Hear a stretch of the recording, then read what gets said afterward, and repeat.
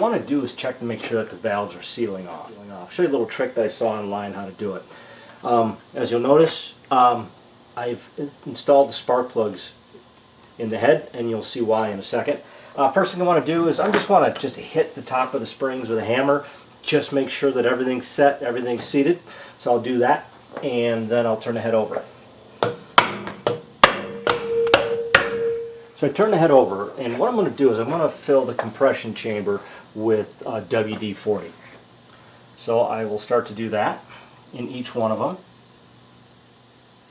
until the valves are totally covered.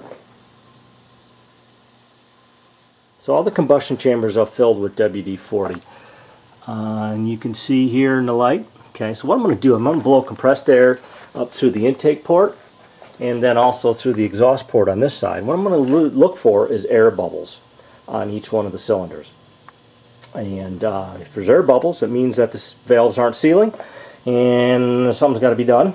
And no air bubbles mean they're sealing fine. Okay, so compressed air into this intake runner.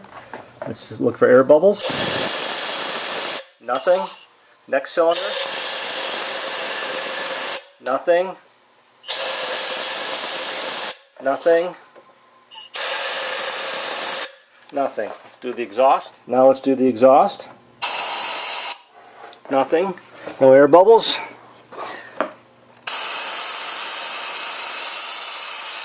No air bubbles.